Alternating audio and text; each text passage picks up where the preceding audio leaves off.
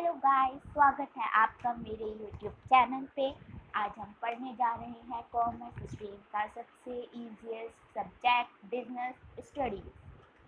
तो आपको पता है हम बिजनेस क्यों करते हैं, बिजनेस क्या होता है और हम इसमें क्या क्या कर सकते हैं, ये सारी चीज़ें हम इस सब्जेक्ट में पढ़ेंगे बिजनेस स्टडीज़ में। ये सबसे मज़ेदार सब्जेक्ट है।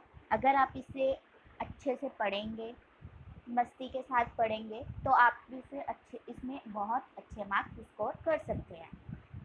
तो अलग अलग बिजनेस के बारे में हम स्टडीज़ करने वाले हैं सब्जेक्ट में कि बिज़नेस कितने प्रकार के होते हैं, क्या मैं कंपनी खोल सकती हूँ, क्या मैं पार्टनरशिप कर सकती हूँ, या क्या मैं और क्या क्या कर सकती हूँ। इस सब चीज़ के बारे में हम इस सब्जेक्ट में पढ़ने जा रहे हैं। तो आज हम स्टार्ट करेंगे चैप्टर 1 से, जो कि है nature and scope of business. ये चैप्टर 2 सेक्शन में बटा हुआ है, सेक्शन 1, सेक्शन 2। सेक्शन 1 है history of trade and commerce, इसमें कॉमर्स की हिस्ट्री बताई गई है। सेक्शन 2 है बिजनेस कॉन्सेप्ट, तो इसमें हम सब बिजनेस के बारे में पढ़ेंगे कि बिजनेस क्या होता है, बिजनेस की कैरेक्टरिस्टिक्स क्या होती हैं, और आगे इसकी एक्टिविटीज़ वगैरह के बारे में हम पढ़ेंगे। तो सेक्शन 1 में आपको बाद में बताऊंगी, क्योंकि ये थोड़ा बोरिंग है और पेपर में सबसे ज़्यादा क्वेश्चन इसमें से नहीं आते हैं। सबसे ज़्यादा क्वेश्चन आते हैं तो सेक्शन 2 में से आते हैं। तो सेक्शन 2 हम पढ़ने जा रहे हैं बिजनेस कॉन्सेप्ट। तो सबसे पहले उसमें आते हैं ह्यूमन एक्टिविटीज़। तो ह्यूमन एक्टिविटीज़ हम देख रहे हैं आजकल कोई ना कोई एक्टिविटीज़, कोई ना कोई ह्यूमन बीइंग कोई ना कोई एक्टिविटीज़ परफॉर्म कर रहा है। ह्यूमन एक्टिविटीज़ कितने प्रकार की होती हैं? 2 प्रकार की। कौन कौन सी? Economic activities, non economic activities. Economic activities क्या होता है? Which are undertaken to earn living, मतलब कि जो भी कोई इंसान करता है अपने घर चलाने के लिए, पैसा कमाने के लिए, अपनी फैमिली को अच्छी लाइफस्टाइल देने के लिए, वो होती है हमारी economic activities. Non economic activities क्या होती हैं? Which are perform out of love, sympathy, affection, care, etc. For example, charity and donation, etc. तो नॉन इकोनॉमिक एक्टिविटीज़ वो एक्टिविटीज़ होती हैं जो कि इंसान करता है या तो सिंपैथी के लिए, या फिर किसी के अफेक्शन में, लव में, या केयर में। जैसे कि हम फॉर एग्ज़ाम्पल कि मेरे पास, जैसे कि मेरे कोई रिलेटिव हैं, तो रिलेटिव का मेरा कोई कज़न आया मेरे पास, तो मेरे से उसने पूछा कि दीदी मुझे इस सब्जेक्ट में ना प्रॉब्लम है, क्या आप मेरी इस सब्जेक्ट में हेल्प कर दोगे?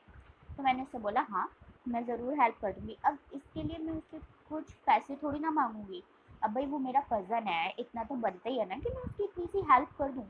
बट अगर मैं एज अ टीचर कोई ट्यूशन क्लासेस चलाती हूँ या फिर कोई कोचिंग सेंटर में पढ़ाती हूँ, तो फिर कोई पेरेंट्स आके मुझसे बोले कि आप मेरे बच्चे को पूरे साल ये सब्जेक्ट पढ़ा दीजिए, तो मैं उनसे ये थोड़ी ना कहूँगी कि यार नहीं नहीं, मुझे इसके प्रति ना सिंपैथी है या फिर मुझे इसके प्रति कोई कंसर्न है, तो मैं इसे पूरे साल फ्री में पढ़ाऊँगी। नहीं भाई, ऐसा थोड़ी ना हो सकता है, तो मैं उससे फीस लूँगी।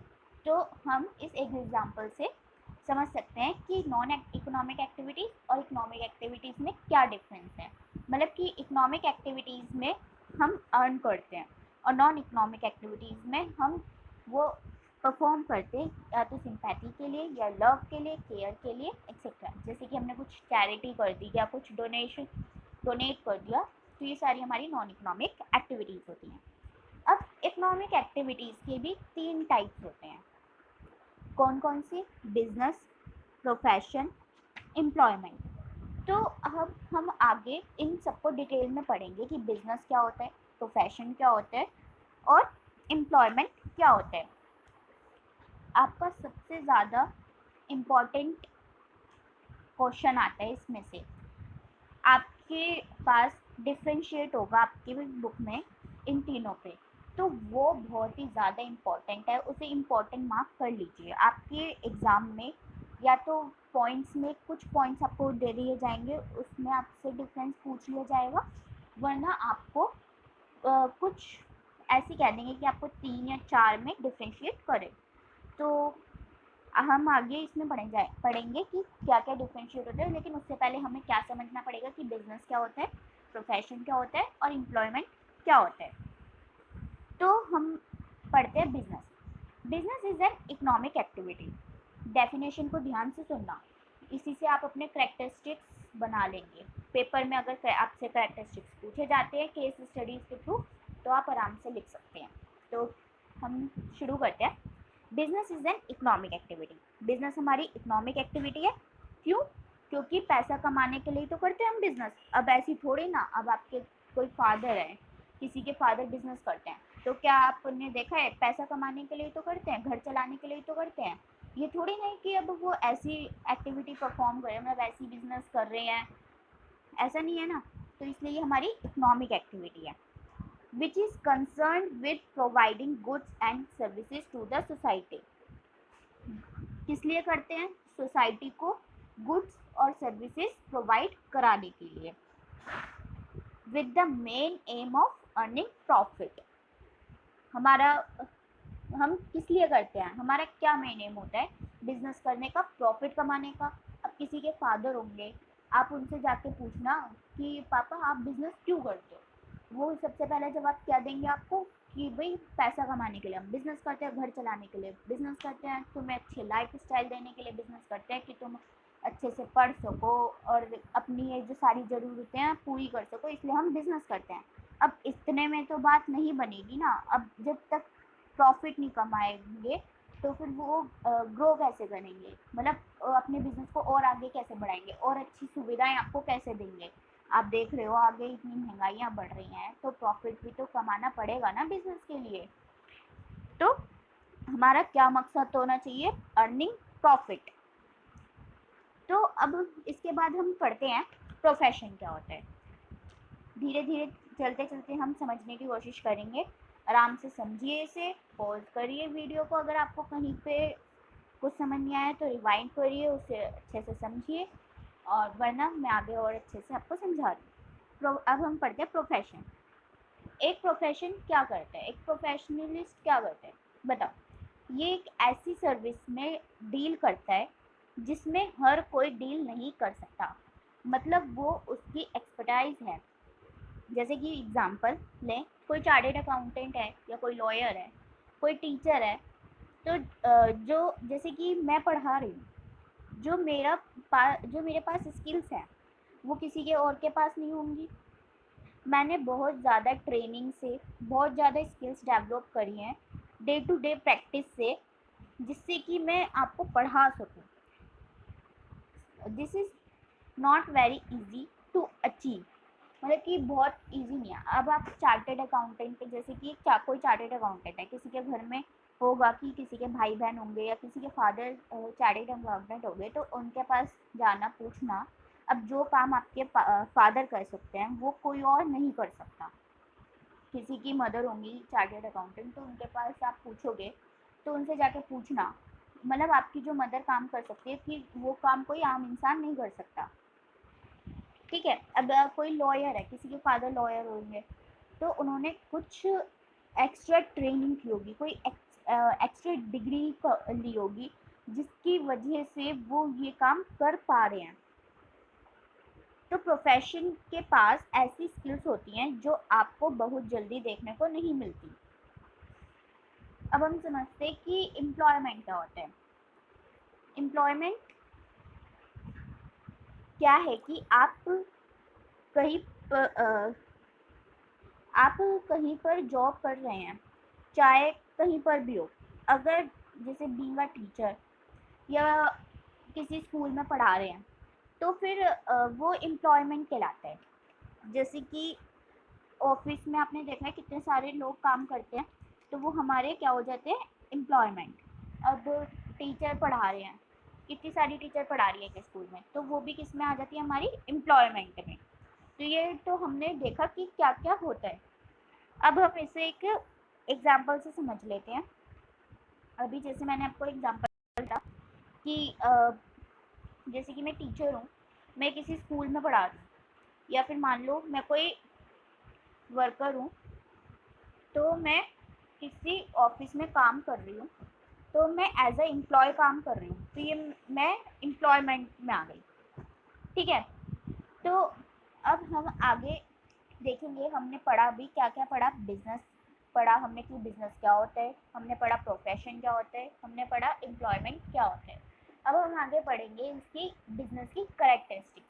तो मैंने अभी आपसे पीछे क्या कहा था कि बिजनेस की डेफिनेशन को आप अच्छे से पढ़ना, उसी में से आपके सारे करेक्टरिस्टिक्स निकल जाएंगे। तो आप देखोगे कि सबसे पहला जो बिजनेस का करेक्टरिस्टिक्स होता है वो क्या होता है, एन इकोनॉमिक एक्टिविटी। मैंने अभी आपको ऊपर ही समझाया था कि बिजनेस क्यों किया जाता है, पैसा कमाने के लिए। अभी हमने इकोनॉमिक एक्टिविटी की डेफिनेशन भी देखी थी कि क्या होती है।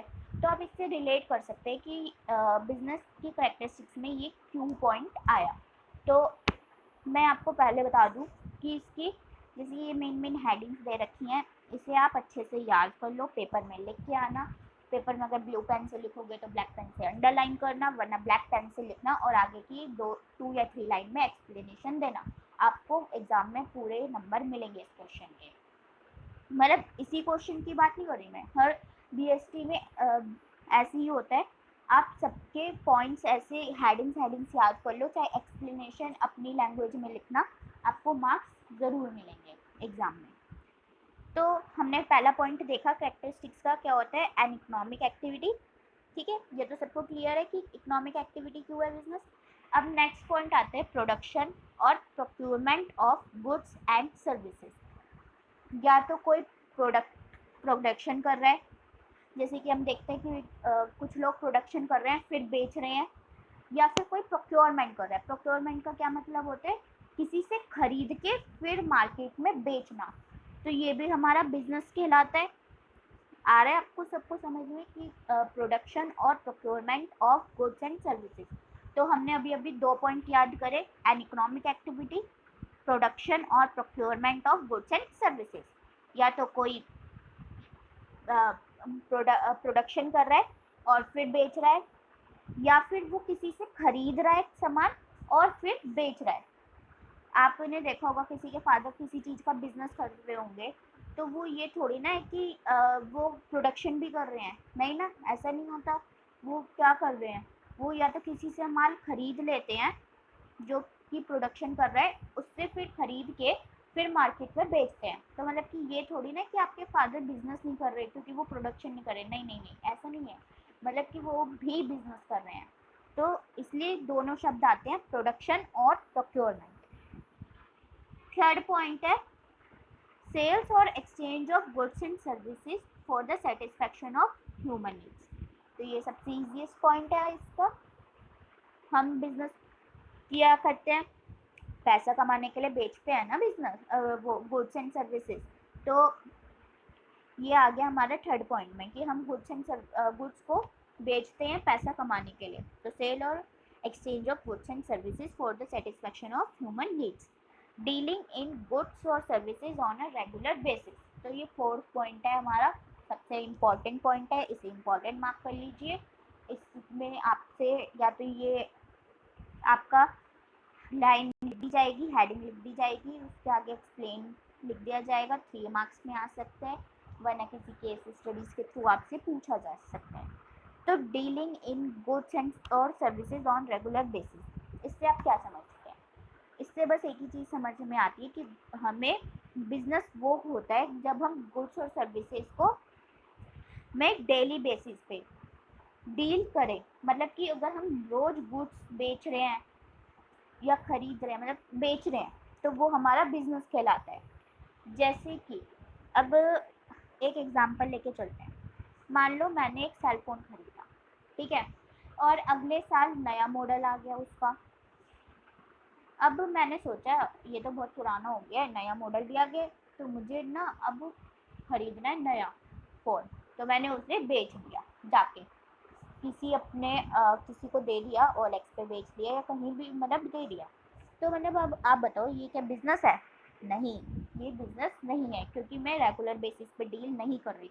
लेकिन अगर इसकी जगह मेरी मोबाइल की दुकान है या फिर मेरी इलेक्ट्रॉनिक्स की दुकान है, किसी भी चीज़ की दुकान है, कोई कस्टमर आता है और मतलब कि रोज़ मेरे पास कस्टमर आते हैं, वहाँ से मैं उन्हें गुड्स बेचती हूँ, तो वो हमारी क्या होती है, मतलब कि मैं डेली बेसिस पे डील कर रही हूँ, मैं डेली बेसिस पे गुड्स बेच रही हूँ, तो वो मेरे बिजनेस में आ जाता है।